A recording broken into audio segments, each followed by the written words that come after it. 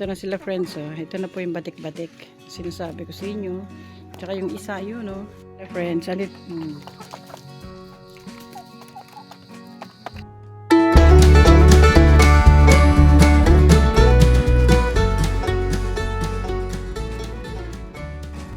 Ito kasi friends, gumawa na kasi kami ng kulungan. Ayan, no, isang malaking kulungan na nila. Pero hinati talaga yun sa gitna. Dito yung malalaki, tapos doon naman yung maliliit. Nilagyan lang namin ng partition na net. Ito na yun, hanggang taas yung net nila. Ano dito mas malamig. Kasi ayan ang mga puno. Kesa doon, sa dati nilang kulungan, na masikip sila doon at saka mainit. Eto na nga mga friends. Ayan, pumasok na tayo doon sa loob ng kulungan nila kasi pakakainin ko na sila. Alam niyo po, wala po akong mga legs. Naputulan po ako ng mga paa nung 53 years old ako. Eto po, yan pong isa na yan. Naku, napakabuli po niyan. Yang lalaki na yan. Ayan, dati po kung naalala niyo, may vlog po ako dyan na 3 months old lang sila. Ang liliit pa nila. Ngayon, parang nag-range na sila sa mga 5 months. Ayan na sila, malalaki na sila. Nabawasan na nga sila ng isa dahil nung maliit pa sila, kinain ng daga yung isang babae na kulay black. Ayan po sila, oh. Yan, medyo bully boy po yung isa diyan na lalaki. Dalawa na lang po ang lalaki diyan. Tapos the rest puro babae na po.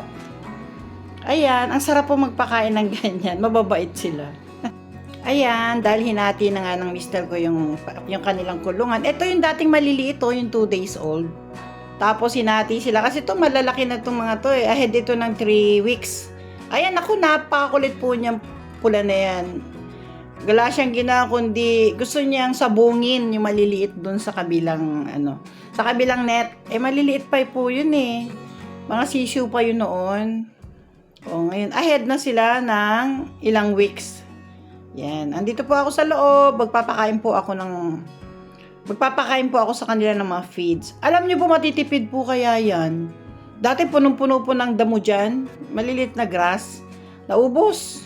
Kinakain nila. Nakikita niyo po yung mga dahon na yan. Dahon na po ng malunggayan at saka mga ipil. Matipid sila sa feeds kasi kumakain sila talaga ng mga damo. Yung ipil, yung asola, at saka yan. 2,000 years later.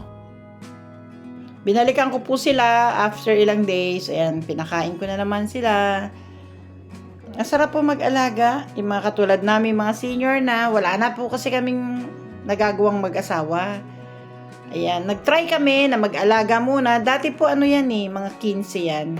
Siyempre, isa-isa pong nalalagas. Ito po yung maliliit, oh. Ayan po yung mga sisiw na 2 days old noon. Ayan na. Siguro 1.5 month na yan sila. Medyo may malaki na rin po. Yan. Kaya nga hinati sila. Doon muna sila sa kabilang side. Yan. Kasi pagka nung pinagsama sila, talagang kawawa po talaga to. Nagsiksikan sila doon sa kanilang malit na kulungan.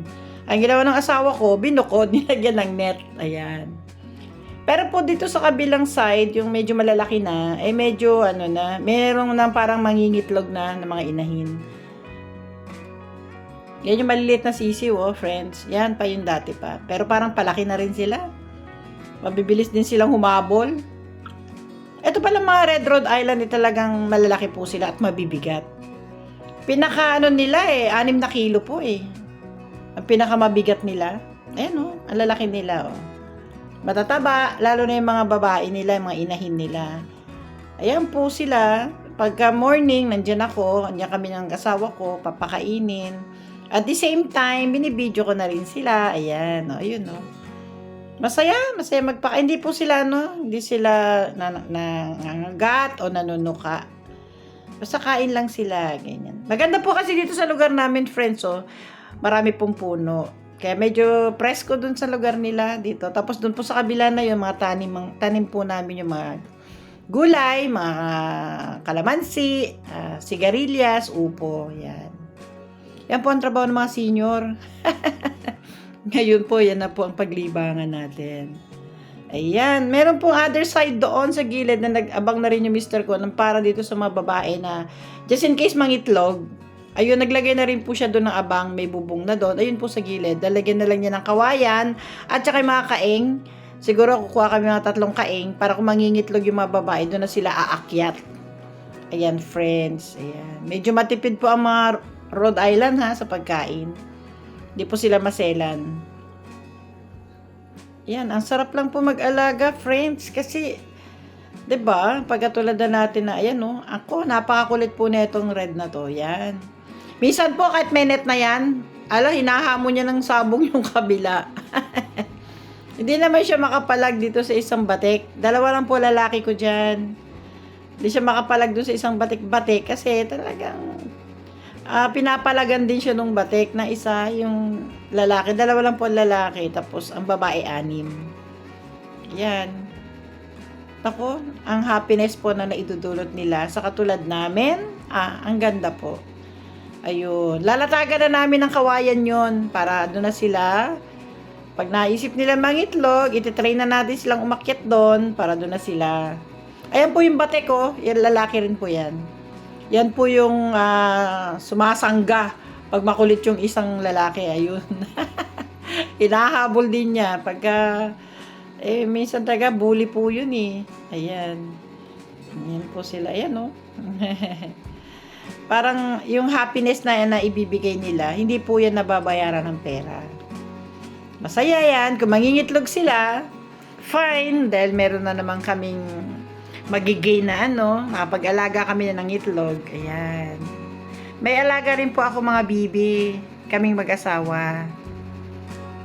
Ito na lang po ang buhay namin kasi ang aming mga anak, 3 lang po ang anak namin, lahat po sila. Ang 2 po, wala na rito sa Pilipinas. Nasa malayo sila. Isa na lang po ang nandito sa akin, yung bunso kong babae, na nagtatrabaho din. Kaya pag umaga, araw-araw, ito na lang. Ito na lang mga anak namin, yung mga alaga namin. Ayan po. Masarap daw po ang karne niyan. Ayon doon sa mga napagtanungan ko. At saka yung itlog po niya, yung brown na ina-export, 'di ba? Nakakita na kayo noon. 'Di ba? Yung madalas na nasa ina-export po talaga sa UK, sa ina-export po 'yun. At ang mahal po ng nito, ng kilo ng mga manok na ito. Yan. Dati puro ganyan lang po ang damo na nandun sa kulungan nila. Tira nyo, nawala po yung damo. Tinutuka nila, walang isang araw, naubos nila yung damo. Kaya masyado silang organic. Malilinis po sila. Nakukitan ako dyan oh. Sobrang kulit po nito, yung red na yan. Ayun naman yung mga sisiyo, ayun nag-aakyatan na po sila. Pag medyo kumukulimlim na, akyat na sila doon. Sana nga, umakyat silang lahat para maiwasan natin yung sabi nila may alupihan or ahas. Ayan. Kasi malilit pa yun sila oh. Ayan, diba po? Ito po yung favorite ko, itong puti na to friends. Ayan po. Sana po, kung sakali magtagumpay tayo, edi, nag-aalaga pa tayo na mas higit din, na mas marami dyan. Pero for the meantime, sila muna. Pag nakapangitlog na, alam na natin yung drill kung paano sila alagaan. Kung ano ang dapat nilang kainin, kung gaano karami ang nila, ang tubig na kailangan ibigay sa kanila. Ayan. May mga vitamins din po yan sila. Diba? Nag-alaga na rin po kami ng 45 days. Kaya tapos na, naubos na, iba pinamigay na namin. Ayan. 2 lang naman kasi kami mag-asawa dito, araw-araw. Kaya wala kaming ginagawa, kundi dito na lang po kami maglibang. Ayan po, friends, ayan. Tingnan naman ninyo ang Cavite, diba po? Puro puno, ayan. Puro po mangga yan, mangga. Tapos may tanim din kami mga gabi. Yan. Last time naglaing lang kami.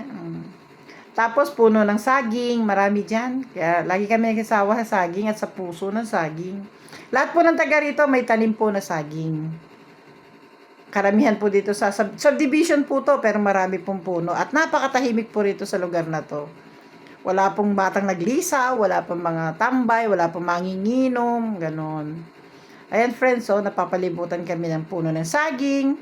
Tapos sa harap ng bahay namin, puno ng mangga. Ayun po ang bahay ko, ayun. Ayan po friends, see you on my next video. Bye!